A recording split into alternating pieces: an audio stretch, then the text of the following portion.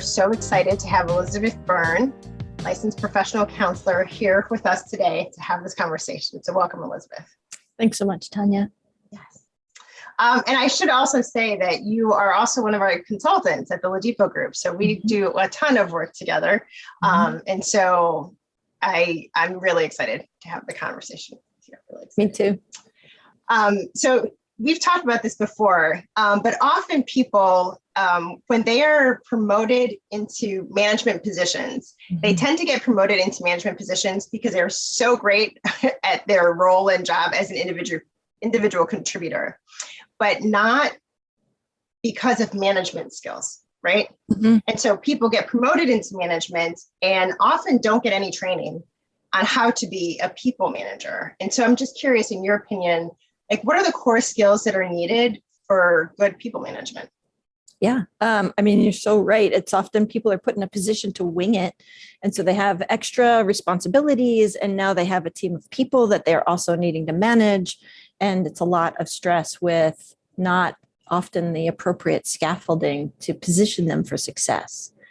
I think, one of the key things is communication styles, because when you are an individual contributor, it's you communicating directly with your manager and your peers. But when you are leading teams, you need to be able to be multilingual, if you will, across people's various styles of communicating and understanding where they're coming from and how someone will best hear what it is that you're asking of them. And sometimes people come to the work with a level of rigidity, thinking, I should be able to just say this in this one particular way, and it's your job to pick it up and then move with it. But if we have this disconnect, you're just going to make your work so much harder, and also theirs, and raise frustration levels, and, right? It's just going to get harder and harder. So I'm kind of really hooking in on that last part that you just said, because it can be really easy to say, well, this is just how I communicate. Other people haven't had trouble with it, so why do I have to change? And to your point of, it actually makes your job harder. Right. Right. So if you put the effort into being multilingual in terms of your communication style and changing it to just, like you said, so people can hear it, it actually benefits you as a manager. It makes it so much more time efficient. You're actually able to meet your goals and deliverables so much more quickly and with less frustration across the entire team. And it gives you an opportunity to create buy-in with your team members so that then they're also excited, hopefully, for the work that it is that you're trying to work on and put through. We talk a lot about just the value of, value doesn't even feel like a strong enough word, because it's so essential, the level of emotional intelligence for folks to build, especially in their leadership work, because these are people. They're not robots, right? And so we need to be able to connect with folks in a person-to-person kind of way, not just in a, well, here's your list of tasks, now go take care of them. I have work to do, right? That another thing that I think complicates things for people in management is that they also have an extended list of tasks that they're expected to do, and they're often not given an appropriate amount of time to put towards people management, which is often the bulk of the time of your day. Like, you can be putting out fires with your team and interactions that they're having with others. And then you're trying to cram in your tasks at the end, which can then lead to just this cycle of frustration. And then people are more short-tempered when someone's struggling with something, because now this is more time out of my day and I'm going to be going home later and blah, blah, blah, blah, blah.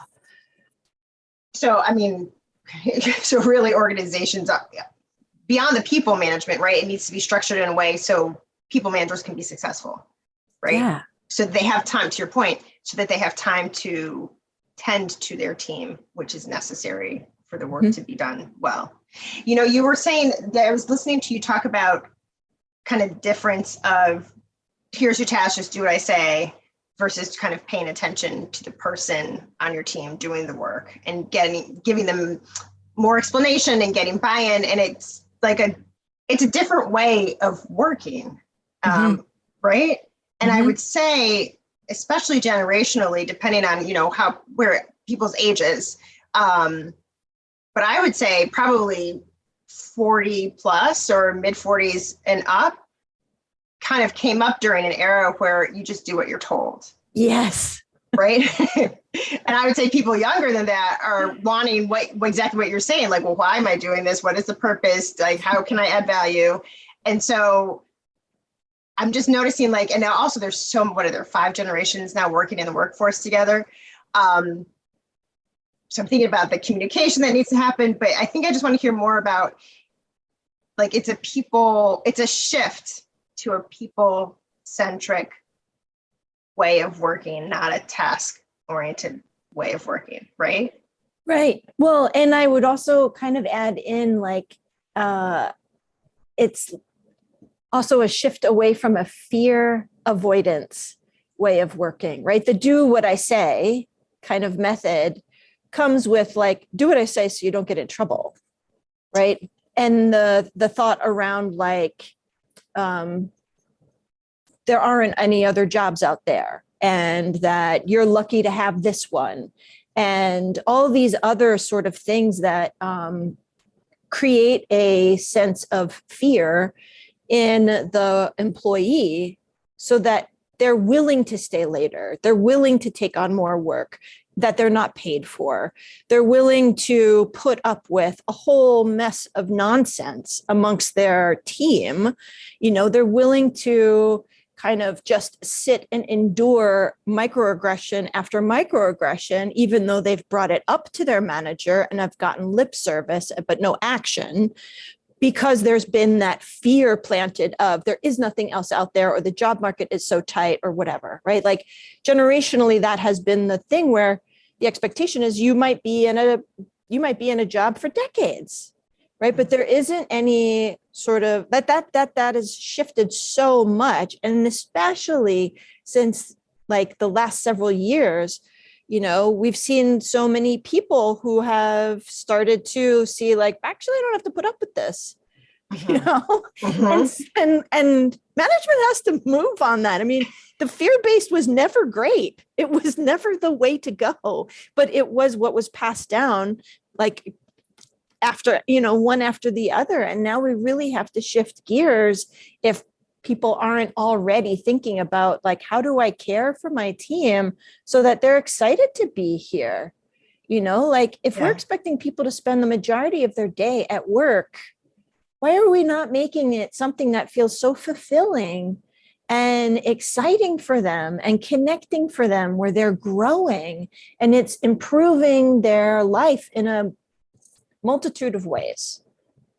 It's a really big shift. It's a cultural shift of how to work and how to manage people's current day expectations, right? Mm-hmm. When you were talking, I was thinking and wondering, and want to kind of get your take on this. The how do I want to say this? There's always been a lot of people who work, but I think the visibility of who works is now greater. So what I'm trying to say is, I think in the past, we think in the 1950s, men went out to work, women stayed home. It's actually only one narrative, but I feel like that's a story that we've been given. I think a lot of people have always worked, right? Oh, yeah. And it has definitely, very depending on race and gender and class background. But now we realize a lot of different people work. And in the way you were talking about kind of talent and workers saying, I don't want to endure being treated awfully anymore. Like, the diversity of voices and perspectives saying that, I think, is what I was thinking of, like, part of the shift, the shifting the power dynamics. So that's That's just what came to mind when you were talking. Right. Yeah. And that's not something to be afraid of, like so many folks, I think traditionally are, it makes them nervous to think of the shifting of a power dynamic.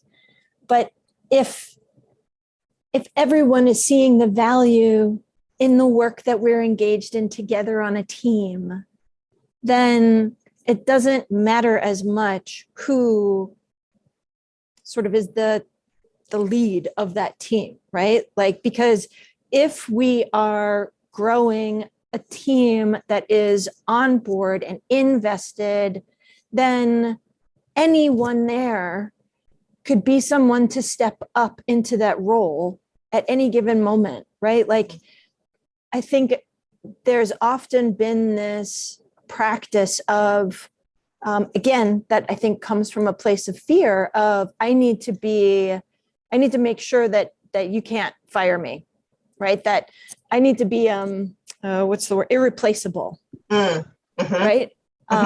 And I have had peers in the past who it was just so striking, like the places that they would, their filing system was confusing. Nobody understood it but them. And it was job security for them. Like, I literally saw somebody who was likely to be let go, not get let go because nobody understood his system, but like that again is not how we create overall success for an organization. It's not how we create like true success and growth for our people that we're working together with or trying to manage and lead. Like, I don't know. I've always just kind of thought of like, who's going to step in? Like, I should be able to be sick. I should be able to go on vacation. Right. Like everybody should have that opportunity and know that there are other people on their team who are capable, willing, and interested in trying that out. And how do we work to, build up our replacements so that we don't have to stick around all the time. Like it's just, there's so much of it that is counter to the way that folks have been doing this for so long. And so what would you say, I think, for people managers who, whether they're new people managers or they've been people managers for a long time, but are realizing they need to change their style to be more effective, like what exactly do they need to do differently? I think the first thing is some self-reflection around, am I trying to lead or am I trying to control? Because, well, I mean, again, to the fear piece, right? Like, am I dictating to my team, or am I taking the time to explain to folks, this is our goal, this is what I want to accomplish, this is what I need your help with. Like, we need to work on this together and let's talk about the different tasks. Ideally you can have a group where someone is like, I hate making phone calls. And someone else is like, I actually don't mind phone calls. I actually kind of like it. Well, great. Now, because we've had this honest conversation, we can divvy up tasks to play to people's strengths, and that's not always possible, but there are often ways where we can be tweaking things to play to what people do best, which is going to bring out their best, right? But it requires a willingness to not necessarily do it the way that you were thinking, right? So as a manager, being willing to hear the feedback from your team and be really open about what they're saying, not have it just be a listening session that goes nowhere, but a listening session that then if I'm the manager, that I'm walking out with actionable items of what to try differently. And then being transparent with the team, perhaps, of like, well, okay, so we have this thing coming up and I'm nervous to try things differently because we're on a tight timeline. Can we do this particular one this way? And I'd like to work with a team to re-envision how we do the next project, so that we have more time to do that. Like, being able to know how I'm feeling, name it, put it out there, normalize that. Like, I get to be a human too, that is nervous about doing something differently and asking my team to join me in this process rather than, again, just top down. So you're talking a ton of, the way I'm understanding it, a lot about emotional intelligence and relationship building, right? And so can you just, I guess, say a little bit more, like we hear emotional intelligence a lot, like what exactly does that mean, especially in relationship to being a people manager? I think what a lot of times people think it is can I be smart about emotions to manage you better? And in a almost like manipulative way, although I think a lot of people would not call what they're doing manipulation. But what it really is do I know myself enough so that I'm aware of how I am showing up and impacting those around me, right? Am I a manager who gets visibly frustrated, raises my voice, and uses strong language, and then expects my team to be able to break from the meeting and go do what they're supposed to do, right? Like, because if that's my rhythm, there's a reason why my team is struggling, and it's me. And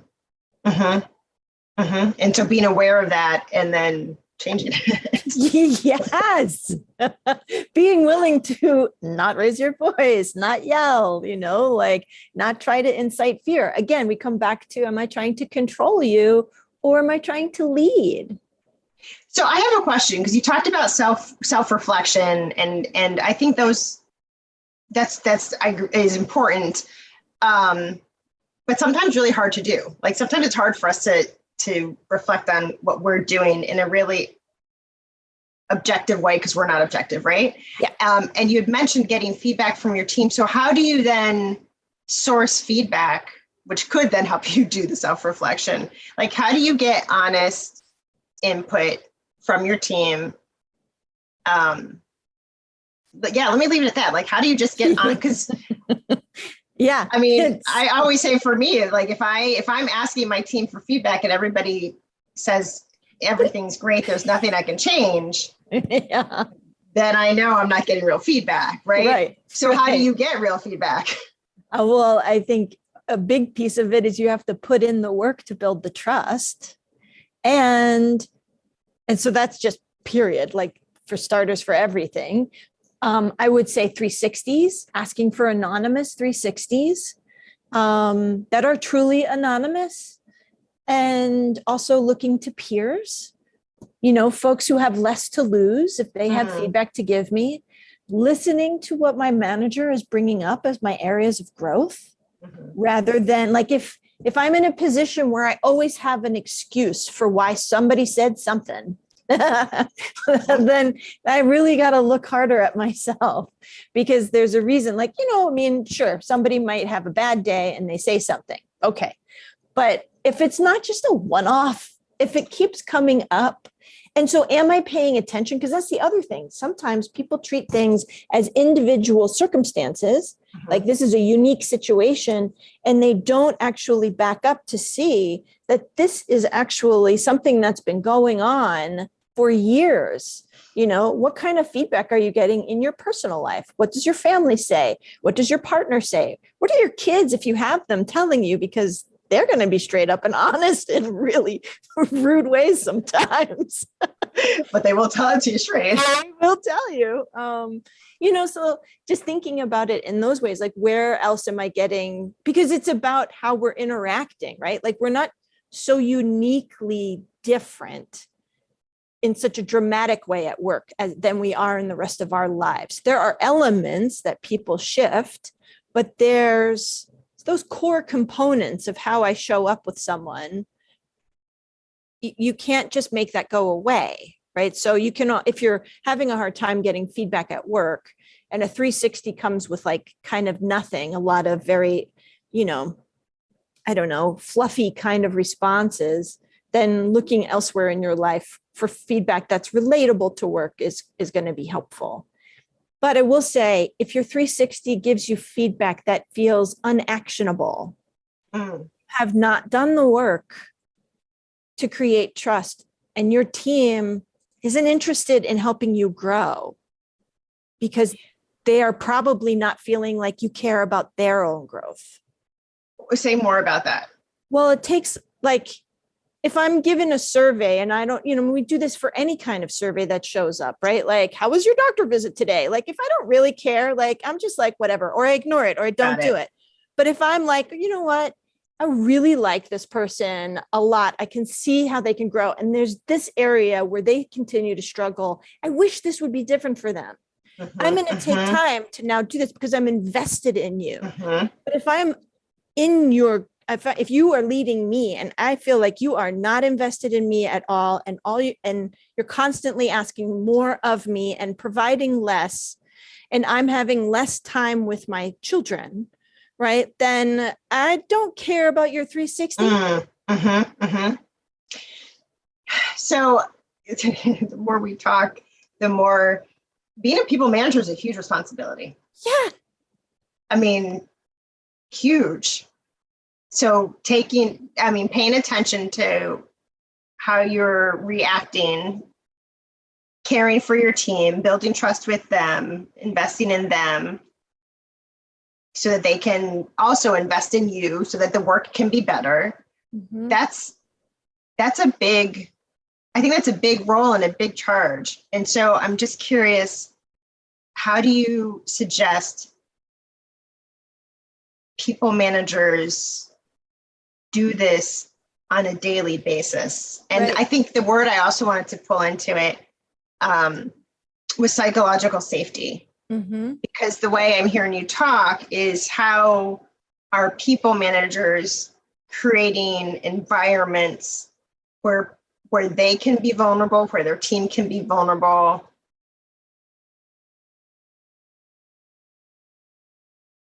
where their team can be vulnerable, and sharing what is relevant to make the work better. And so how do people managers create that kind of space and maintain it, I think, beyond, a twice a year team building exercise? Right? Let's go do a ropes course. Right. Which are great. They're great. I love ropes courses. But yeah, I think, you use the word daily. And I was thinking it's 1,000 little things, right? It's seeing you and asking, how are you? It's noticing when something shifts in how you show up and actually making time to check in. If my story to myself is I'm always too busy, then I'm not going to have a team necessarily that feels cared for and connected. And that doesn't mean we have to go to happy hours all the time and all this extra stuff. It's all like, and I think that's something, those things have their purpose for sure, but a lot of times people lean on these extracurriculars as the space where we get to know each other. Whereas it can happen in every engagement. How am I talking to you? Am I taking a minute to breathe before I jump into a meeting? Am I looking at you? Like, do I really see you? Or am I just trying to blow through the agenda, right? Like, in what ways am I slowing down and willing to slow down to really get a sense of who I am working with and what's going on? And then when I know what's going on, what am I doing about it? Right? Like, one of the things that has kicked up, sometimes talking with managers is like, so what, now I got to be a therapist? Like, no, absolutely not. We're not like that. That is, as you and I know, a huge job. Like, we are not asking that. Well, we're, like what we're talking about is extending the same level of openness to everyone on the team as you do to your favorites. Okay, say that again. Extending the same level of openness that you to everyone on the team that you do to your favorites. Like, people already know how to do this, but they do it selectively. You just said it all. You just said it all. I mean, that's how you shift the culture in a really positive way for your team, so that suddenly everybody feels like your favorite because you're treating them that way. Mm-hmm. And so I think there's two things I want to pull out of this. I want people who are listening to pause and think about, what do they do with their favorites? What do they say? What do they offer in terms of time, right? Mm-hmm. And I'd just be curious, Elizabeth, if you would give some kind of concrete examples of what people do with their favorites that we can mimic with everybody. Sure. I mean, at the bare minimum, you smile at your favorite. You look at them and you smile and you say, hey. You know, it's not just, hey, Tonya, hi, blah, blah, blah, blah, right? Like, all right, guess let's get down to it. It's like, hey, Tonya, how are you? How was your weekend? How's your day going? What'd you pack for lunch? You know, like, or like, so basic and simple. So basic. And so powerful. Yeah. I could hear it in your voice, even when you just did the two different ways, right? Mm-hmm. One is like, oh, here we go again. Let's just get through this. Mm-hmm. And the other is, oh, you're excited to see me. That felt good. That felt nice. Mm-hmm. Now, how can I help make this company better and do our work better? Which makes it, you know, like it sounds so like trite in some ways, right? Like, oh, now all I got to do is smile at everybody. It's going to be fine. Like, yes and no. Like, you know, like, it's so different when you're walking on a street and you like see somebody and you smile and you give them a little head nod or you say good morning.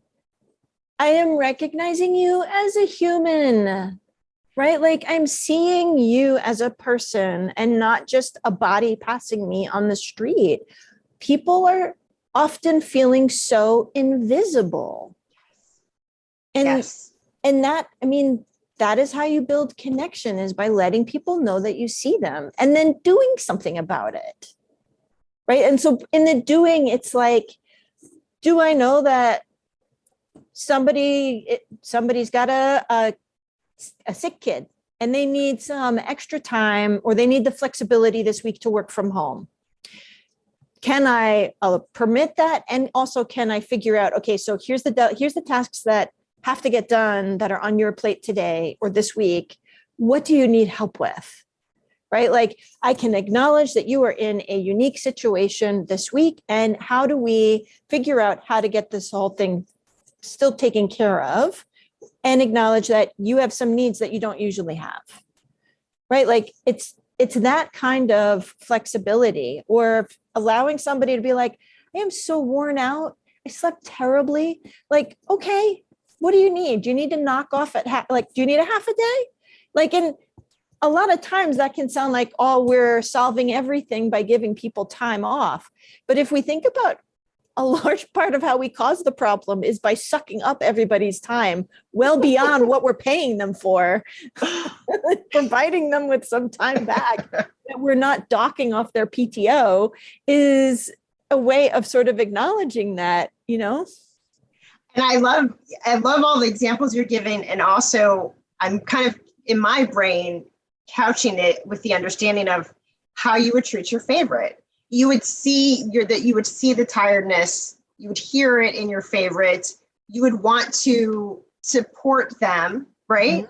Mm-hmm. And it still works. So you would still want them to do their job and get it done. Mm-hmm. But with your favorite, to your point, like you would give the suggestion of, do you need to take time off? You would give you would ask the question of how can we help you get this done so you can still, take care of your sick child. So just focusing on like, how do you treat your favorite? And then how do you replicate that elsewhere? The difference is empathy a lot of times, right? Like we're bringing empathy into those relationships that we value and prioritize. And we don't necessarily put the effort in for it if we don't. Mm-hmm. And people feel that on the surface. Yep, it can look the same. I provide you with the same information, the same resources on paper. Everything is the same. Yeah. But people feel the difference about whether or not you actually care or not. And when we are consistent, then we get to have more honest conversations of like, hey, so I know you're working really hard. And also, I've had to ask for this thing 6 times. That is taking time out of my day. That is derailing my focus. I don't really love it. What can we do to fix this problem? Right? As opposed to like, you're wasting my time. This is going on your performance improvement plan, blah, blah, blah, blah, blah, blah, right? Like, again, like am I coming from a place of seeking connection, which still gets to come with accountability? Yes. Or am I coming from a place of trying to instill fear because I want to control you? I'm also thinking as you're talking, I'm thinking about workforces that have diversity or trying to have more diversity, right? I'm thinking especially race, gender diversity, all kinds of diversity, but I'm really thinking race and gender, because I think what we tend to do is we tend to gravitate to people who are like us. I think that's just human, right? And so if we do that, then our favorites tend to be people who are like us, which means people who are not like us tend to feel excluded. And so if you're in management in a majority, right? So if you're a white man, for example, like who you might feel affinity to might be other white men. There's nothing wrong with that. It's just when they're treated differently, right? And so to your point, like if you're treating everybody like your favorite, it's almost a very, not almost, Elizabeth, it's a very intentional way to create this environment where everybody feels like they belong, where everybody feels seen. And then you're able to do it regardless of race, gender, religion, sexuality, ability, right? Regardless of identities and experiences, because you're treating everybody like your favorite. Right. If we're managing well, we are being consistent across everyone. Yes. And it's not going to just stop at work. Because if we're talking about how we connect and communicate with people, if I'm doing that and really truly value this, it's going to spill into my friendships, my relationships, every other way, like the way that I engage with, the person helping to ring me up at the grocery store. It's going to come across everywhere. Again, it leads me back to this is a powerful role to do well. Well, actually, I think people managers have a lot of power whether they do it well or not. Well, that's true. But I feel like maybe power is not quite the word I want to use here as much as responsibility, right? Because if you're making the change at work, and to your point, it also carries over into the rest of life. It's a big responsibility that I think we should just be thoughtful of. Yeah. And I think, some of the pushback that folks often have is that this is all well and good, but I don't have time for this. So say more. I think say more and give examples of how we can make time. Yeah. I mean, I think, again, we come back to the daily, right? Like the 1,000 little things. There's so many different ways that we can just, again, by looking at someone, seeing somebody, smiling at them, right? Like that does not take much more than an extra second, or if at all, because you're in the same meeting anyway, right? Like I might as well smile. Might as well. But it does take a level of a willingness to prioritize doing things differently. And that does take extra time and effort up front, because we're learning new skills.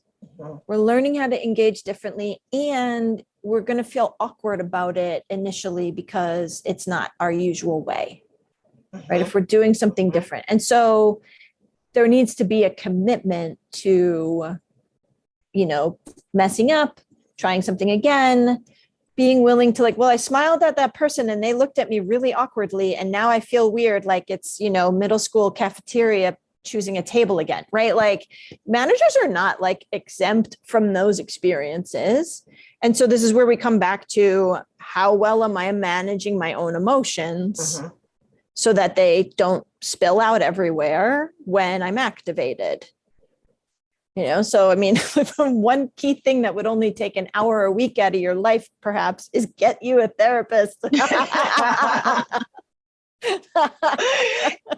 get a therapist or I love your point, an hour a week of how do you take time for yourself to dump what needs to be dumped, to do self-reflection, to process whatever needs to be processed,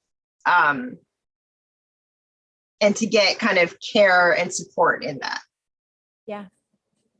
What kind of, how am I spending my commute if I have one? Yes. What kinds of things could be a great place to be listening and learning, So there's lots of spaces that we have in our weeks. It's just what we choose to prioritize there. Yeah. One thing I wanted to, I'm noticing the time, actually, two things. I was curious because you mentioned it at the beginning, just from an organizational perspective, that, managers aren't given enough time to manage, right? And so I was just kind of really curious what you think organizations can do to create better work environments and hold people accountable in doing so, right? So everybody feels included and has equitable opportunities. I'm curious from an organizational perspective, not just the people manager perspective, what shifts need to be made, which will ultimately support people managers and everybody else. Right. Where can we create that room? I mean, I don't imagine many people would argue against reducing meetings, particularly for people in leadership. The entire day can be totally sucked up into meetings. And a lot of times it's sort of useless. I mean, not all of them, but most meetings can be really truncated down to half the time that they actually take. So that would be my start off, because that is one of the most common feedbacks that we hear people complain about, but then they're the ones showing up to the meetings and scheduling them themselves because that's the norm of the organizational system, so that would be the one first thing I'd think of. The other thing I'm thinking of is one of the places that I worked at had their system was different than anywhere else. Everywhere else I worked, it was just this real grind mentality that you often find in many industries. This one particular place had their norm was 2 days out of the week, there was no meetings. Those were no meeting days. Wow. I know, right? Yeah. You were expected to be taking care of absolutely everything else and being productive about the tasks at hand. It was one of my favorite places to work. I love that from the organizational perspective. Yeah. It was really great. And a lot lot of people would think oh my God, 2 days of no meetings. How do you get anything done? Actually, we got all things done. You had 2 days to get all of it done. It was wonderful. You'd be so efficient. Yes. So looking at where, again, we come into shutting down meetings, but where can you offer some protective time? Because I'm just thinking when I've been managing teams, I'm thinking of them off the clock. Right. I'm thinking of them first thing in the morning. I'm thinking about different people and what they're going through and what kind of chess pieces do I need to move today so that we can move really cohesively and well, so that's a lot of off the clock time headspace. Right. without dedicated time to be able to do that, I don't know how else you get to do, like making space to do what needs to be done. Yeah. Elizabeth, is there anything that you want our listeners to do, anything that you would recommend that they could take and do after listening to this that you think would kind of make the most change or have the biggest impact for them and their team? I would say, like, what first comes to mind is to carve out 30 minutes here or there within a week of really thinking about what kind of manager do I want to be? Because oftentimes, like you said in the beginning, people get hired because they're great at what they do, but not because anybody's given any thought into helping grow them as a manager. And then you're just thrown into like trying to get the daily things done. So making space of really being intentional and proactive of how do I want to be showing up? What kind of manager do I want to be? Thinking about, have I had a manager in my career? Hopefully you have, that I would like to emulate certain things about what they brought to my experience. And that's only going to give the one view, because what worked well for me is not necessarily a universal thing that's going to work well for folks, but it can get you started in thinking about it. And then to asking the team, like, what works well? Like normalizing the fact that we think about this stuff. We should have a conversation of like, how do you respond best? What kind of management style has worked well for you in the past, right? Because these are the people in front of me that I'm trying to lead. It's important for me to know what works for them, not just my best guess. Right. And asking to getting that real feedback. And knowing that a lot of times you have to ask more than once to get a true answer. More than once in different ways. Yep. Elizabeth, thank you. Thank you. Thank you for sharing your knowledge and your expertise and your passion for people being connected and seen and doing good work with accountability. I'm just really, really grateful for you, and sharing the time with you. So thank you.